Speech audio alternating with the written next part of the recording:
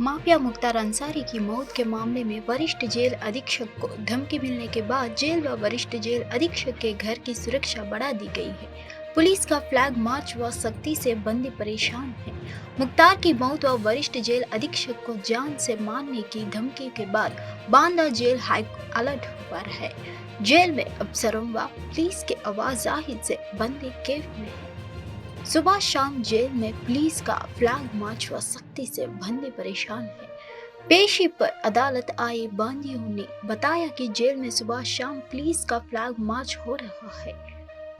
बंदियों को बैरिक से कहीं जाने नहीं दिया जा रहा है। यहाँ तक कि एक बंदी को दूसरे बंदी से बात करने की भी इजाजत नहीं है। दिन भर अधिकारियों व पुलिस की आवाजाही से बंदियों में कैफ है।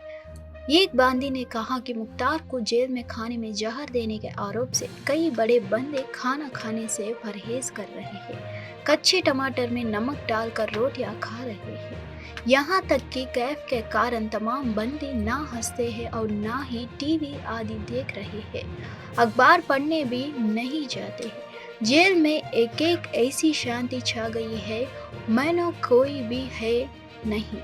उधर वरिष्ठ जेल अधीक्षक वीरेश राज का कहना है कि जेल में सब कुछ सामान्य है, कैफ जैसा कुछ भी नहीं है। ताइवान में बुधवार सुबह जोरदार भूकंप आया है। अमेरिका भूवैज्ञानिक सर्वेक्षण के मुताबिक भूकंप की तीव्रता 7.4 आंकी गई है। भूकंप के झटके से शहर के कई हिस्सों में बिजली गुल हो गई। दक्षिणी जापान और फिलीपींस के द्वीपों के लिए सुनामी की चेतावनी जारी कर दी गई है। ताइवान से डराने वाली तस्वीरें सामने आ रही है। इमारतों को देखकर पता लगता है कि भूकंप के झटके कितने तेज हो गए। एक तस्वीर में देख सकते हैं कैसे इमारत झुकती जा रही है। ताइपे में भूकंप के बाद इमारतें हिलती रही।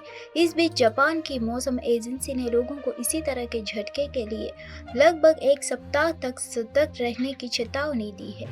एक रिपोर्ट के अनुसार ताइवान के बिजली ऑपरेटर ताई पावर का कहना है कि भूकंप के झटके से शहर के कई हिस्सों में बिजली गुल हो गई है। देश भर में 87,000 से अधिक लोग बिना बिजली के रह रहे हैं। बताया जा रहा है कि वर्तमान में बहाली का काम चल रहा है। ताइवान में बुधवार सुबह जोरदार भूकंप आया है। अमेरिकी भूवैज्ञानिक सर्वेक्षण के मुताबिक भूकंप की तीव्रता 7.4 आंकी गई है। कहा जा रहा है कि 25 साल बाद यहाँ इतना शक्तिशाली भूकंप आया है। भूकंप के झटकों से शहर के कई हिस्सों में बिजली गुल हो गई। दक्षिणी जापान और फिलीपींस के द्वीपों के लिए सुनामी की चेतावनी जारी कर दी गई है। पूर्व ताइवान में कई इमारतें ढह गई है। हालांकि हताहतों के बारे में अभी तक कोई जानकारी नहीं है। पाकिस्तान के पूर्व प्रधानमंत्री इमरान खान ने एक सुनवाई के दौरान मंगलवार को कहा कि उनकी पत्नी बुशारा बीबी को जहर दिया गया था। उन्हें निजी आवास पर नजरबंद किया गया है। इमरान खान ने कहा कि अगर बुशारा को कोई नुकसान होता है तो पाकिस्तान सेना प्रमुख जनरल असीम मुनीर को जिम्मेदार ठहराया जाना चाहिए, क्योंकि एक खुफिया एजेंसी के सदस्य इस्लामाबाद में उनके बानी गला आवास और रावलपिंडी में आदियाला जेल में सब कुछ नियंत्रित कर रहे थे। पाकिस्तान के पूर्व प्रधानमंत्री इमरान खान ने एक सुनवाई के दौरान मंगलवार को कहा कि उनकी पत्नी बुशारा बीबी को जहर दिया गया था, जिन्हें उनके निजी आवास पर नजरबंद किया गया है। उन्होंने कहा कि अगर उन्हें कोई भी नुकसान पहुंचाता है तो इसके जिम्मेदार सेना प्रमुख होंगे। पाकिस्तान तहरीक-ए-इंसाफ नेता ने अदियाला जेल में 190 मिलियन पाउंड के तोशाखाना भ्रष्टाचार मामले की सुनवाई के दौरान न्यायाधीश नाजिर जावेद राना को सूचित किया कि उनकी पत्नी बुशारा को जहर देने की कोशिश की गई थी। उन्होंने कहा कि उनके शरीर पर चोटें के निशाने हैं। इमरान खान ने कहा कि मुझे पता है कि इसके पीछे किसका हाथ है। इमरान खान ने कहा कि अगर बुशारा को कोई नुकसान होता है तो पाकिस्तान सेना प्रमुख जनरल असीम मुनीर को जिम्मेदार ठहराया जाना चाहिए, क्योंकि एक खुफिया एजेंसी के सदस्य इस्लामाबाद में उनके बानी गाला आवास और रावलपिंडी में आदियाला जेल में सब कुछ नियंत्रित कर रहे थे। इमरान खान ने अदालत से शौकत खानम अस्पताल के डॉक्टर असीम द्वारा बुशारा की मेडिकल जांच के आदेश देने का अपील की है। उन्होंने कहा कि उन्हें और पार्टी को उस डॉक्टर पर भरोसा नहीं है जिसने पहले उनकी जांच की थी। पंडित ने विदेश मंत्री एस जयशंकर को पत्र लिखकर 7 भारतीयों को वापस सुरक्षित देश लाए जाने की मांग की है। रूस और यूक्रेन युद्ध में पटियाला के एक नौजवान समेत 7 भारतीयों को जबरन फौज में भर्ती कर जंग के मैदान में उतारने के मामले में पटियाला से सांसद परनीत कौर ने बड़ा कदम उठाया है। परनीत ने विदेश मंत्री एस जयशंकर को पत्र लिखकर 7 भारतीयों को वापस सुरक्षित देश लाए जाने की मांग की है। परनीत ने पत्र में कहा है कि उनके संसदीय क्षेत्र पटियाला में पड़ने वाले गांव डकाला के रहने वाले नायब सिंह का बेटा गुरप्रीत सिंह जनवरी में टूरिस्ट वीजा पर रूस गया था। वह उन 7 भारतीय नागरिकों में से एक है जिन्हें रूसियों ने पकड़ लिया और फौज में भर्ती कर जंग में उतार दिया। परनीत कौर ने पत्र में बताया, गुरप्रीत का परिवार आर्थिक रूप से कमजोर है और वह रसोइया या ड्राइवर की नौकरी पाने की उम्मीद में रूस गया था। उसके परिवार ने आकर मुझसे मुलाकात की और अपने बेटे को सुरक्षित वापस लाने के लिए मदद मांगी है। उन्होंने बताया, हाल ही में इन 7 लड़कों को और एक वीडियो भी वायरल हो रहा है जिसमें वे बचाने की मांग कर रहे हैं। उन्होंने एस जयशंकर से आग्रह करते हुए यह मांग है कि वे तुरंत मामले में हस्तक्षेप करें और सभी को सुरक्षित घर वापसी सुनिश्चित करें।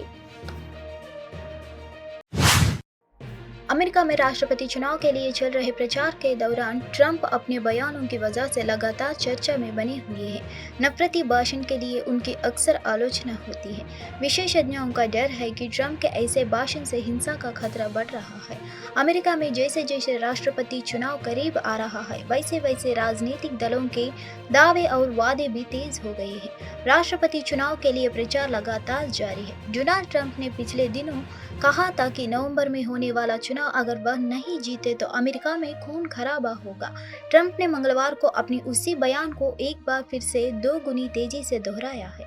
उन्होंने अपने समर्थकों के सामने अमेरिकी समुदायों को अवैध अप्रवासियों द्वारा लूट, रेप और नरसंहार का सामना किया जाने का जिक्र किया।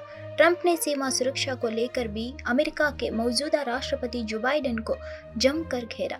अपनी बाढ़काऊ टिप्पणी में ट्रंप ने बाइडेन सरकार पर नरसंहार, अराजकता और हत्या का आरोप लगाया।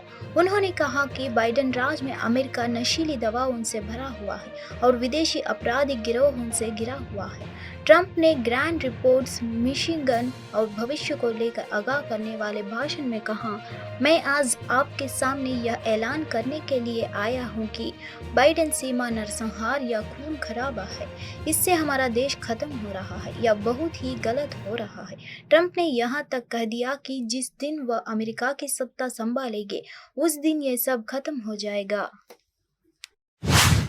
दमकल कर्मियों ने मौके पर पहुंचकर आग पर काबू पा लिया था, लेकिन फिर भी इस आग में 7 लोगों की मौत हो गई। संभाजी नगर के पुलिस आयुक्त मनोज लोहिया ने बताया कि यह आग अलम टेलर की दुकान में लगी थी और उसकी दुकान के ऊपर वाले फ्लोर पर लोग रहते थे। महाराष्ट्र के औरंगाबाद में छत्रपति संभाजीनगर ने छावनी इलाके के आग लगने से 7 लोगों की मौत हो गई है। मृतकों में 2 पुरुष, 2 बच्चे और 3 महिलाएं शामिल हैं। जानकारी के मुताबिक सुबह 4 बजे कपड़ों की दुकान में आग लग गई थी। दमकल कर्मियों ने मौके पर पहुंचकर आग पर काबू पा लिया था, लेकिन फिर भी इस आग में 7 लोगों की मौत हो गई। संभाजी नगर के पुलिस आयुक्त मनोज लोहिया ने बताया कि यह आग अलम ट्रेलर की दुकान में लगी थी और उसकी दुकान के ऊपर वाले फ्लोर पर लोग रहे थे। हालांकि अगर ऊपर नहीं पहुंची थी और इस वजह से माना जा रहा है कि उनकी मौत दम घुट जाने के कारण हुई है। वहीं महाराष्ट्र के मुंबई के नजदीक स्थित टानूर जिले के भीवड़ी में 2 गुटों के झगड़ों में एक की मौत और 6 अन्य लोग घायल हो गए। यह वारदात मंगलवार शाम को भीवड़ी के शांतिनगर इलाके के केजीएन चौके पर एक पुरानी राजिश को लेकर हुई। इसमें दोनों गुटों के बीच चाकू और डंडों को जमकर इस्तेमाल किया गया। वारदात के बाद इलाके में तनाव की स्थिति उत्पन्न हो गई है और इस वजह से यहां बड़ी संख्या में पुलिस बल को तैनात किया गया है। देश भर में आज यानी 3 अप्रैल को पेट्रोल और डीजल की नई कीमतें जारी हो गई है। सरकारी तेल कंपनियों की ओर से हर दिन सुबह 6 बजे देश भर में पेट्रोल डीजल के रेट अपडेट किए जाते हैं, जिसके मुताबिक आज राष्ट्रीय स्तर पर तेल की कीमतों में कोई बदलाव नहीं हुआ है। वहीं राज्य स्तर पर बात करें तो आज देश के राज्यों में पेट्रोल डीजल सस्ता भी हुआ है। कई राज्यों में पेट्रोल डीजल के दाम स्थिर है, जबकि कुछ राज्यों में पेट्रोल डीजल के भाव बढ़े भी हैं। ऐसे में आप तेल भरवाने से पहले पेट्रोल डीजल के लेटेस्ट रेट जरूर चेक कर लें। यहाँ हम आपको बताने जा रहे हैं कि आज आपके शहर में पेट्रोल डीजल किस रेट पर मिल रहा है। दिल्ली में पेट्रोल की कीमत 94.72 रुपये और डीजल 87.62 रुपये प्रति लीटर है। मुंबई में पेट्रोल की कीमत 104.21 रुपये और डीजल 92.15 रुपये प्रति लीटर है। कोलकाता में पेट्रोल की कीमत 103.94 रुपये और डीजल 90.76 रुपये प्रति लीटर है। चेन्नई में पेट्रोल की कीमत 100.75 रुपये और डीजल की 92.34 रुपये प्रति लीटर है। मुसलमानों का वोट हमें नहीं चाहिए, वे बीजेपी को वोट देंगे भी नहीं। बीजेपी नेता दिमाग में एक बात अच्छे से बिठा ले, जो एनर्जी आप मुसलमानों के पीछे खर्च करते हो वही हिंदुओं पर खर्च करोगे तो ज्यादा बेनिफिट होगा। टी राजा सिंह हैदराबाद की गोशमहाल सीट से बीजेपी विधायक है। हैदराबाद लोकसभा सीट के प्रभारी भी है, यानी यहाँ पार्टी को जिताने की जिम्मेदारी उन्हीं के पास है। 60% मुस्लिम वोटर वाली हैदराबाद सीट पर टी राजा सिंह कहते हैं कि हमें मुसलमानों को वोट न अभी चाहिए। इफ्तार दावत और भंडोरा पर चुनाव आयोग की निगाह है, हालांकि इनके आयोजन पर कोई रोक नहीं है। यह बात खुद चुनाव आयोग ने साफ की है। इसके अलावा आयोग ने राज्यों को भी सतर्क किया है। आयोग का कहना है कि ऐसे कार्यक्रमों का राजनीतिक संबंध निकालने पर आयोजन का खर्च प्रत्याशियों के चुनावी खर्च में जोड़ा जाएगा। चुनावी निष्पक्षता के लिए राजनीतिक दलों और प्रत्याशियों की ओर से मतदाताओं को लुभाने की प्रत्येक कोशिश को रोकने में जुटे चुनाव आयोग ने फिलहाल रोजा इफ्तार दावतों और धार्मिक भंडोरा जैसे आयोजनों पर भी चौकसी बढ़ा दी है। आयोग ने ऐसे आयोजनों को लेकर न सिर्फ सभी राज्यों व केंद्र शासित प्रदेशों को सतर्क किया, बल्कि ऐसे आयोजनों के राजनीतिक जुड़ाव पर उसका खर्च राजनीतिक दलों या प्रत्याशियों के चुनावी खर्च में जोड़ने का निर्देश दिया है। साथ ही जरूरी कार्रवाई भी करने को कहा है। आयोग ने यह कदम तब उठाया है जब राजनीतिक दलों और प्रत्याशियों की ओर से चुनाव के दौरान मतदाताओं को लुभाने के लिए ऐसे हथकंडों अपनाने की शिकायतें मिल रही है। आयोग ने इस दौरान यह स्पष्ट किया है कि रोजा इफ्तार, भंडारे या जन्मदिन पार्टियां जैसे आयोजनों पर किसी तरह की कोई रोक नहीं है। सिर्फ इसकी आड़ और राजनीतिक दलों या प्रत्याशियों की ओर मतदाताओं को लुभाने के लिए किए जाने वाले ऐसे आयोजनों पर नजर रखी जाएगी। आईपीएल 2024 के 15वें मैच में रॉयल चैलेंजर्स बेंगलुरु को लखनऊ सुपर जायंट्स के खिलाफ 28 रनों से हार का सामना करना पड़ा। ये इस सीजन में आरबीसी की तीसरी हार है और अपने घर पर उसने लगातार दूसरा मैच गंवाया है। इस मैच में आईपीएल 2024 के orange cap holder Virat Kohli कुछ खास प्रदर्शन नहीं कर सके और इस हार के साथ उनके नाम एक शर्मनाक रिकॉर्ड भी दर्ज हो गया। लखनऊ सुपर जायंट्स के खिलाफ खेले गए मैच में विराट कोहली 16 गेंदों पर 22 रन की पारी ही खेल सके। इस दौरान उन्होंने 2 चौके और 1 छक्का जड़ा। उन्हें इस मैच में अच्छी शुरुआत तो मिली, लेकिन वह इसे बड़े स्कोर में नहीं बदल सके। विराट को युवा स्पिनर मणिमरन सिद्धार्थ ने अपना शिकार बनाया। मणिमरन सिद्धार्थ का ये आईपीएल में पहला विकेट भी था। विराट कोहली आईपीएल में लीग से पहले सीजन से खेल रहे हैं, वही अभी 241 मैच खेल चुके हैं। इस दौरान उन्हें 120 मैचों में हार का सामना करना पड़ा है। इसी के साथ वह आईपीएल में 120 मैच हराने वाले पहले खिलाड़ी बन गए हैं। विराट आईपीएल में सबसे ज्यादा मैच हारने वाले खिलाड़ी भी हैं। वही विराट के बाद इस लिस्ट में 118 हार के साथ दिनेश कार्तिक दूसरे नंबर पर है।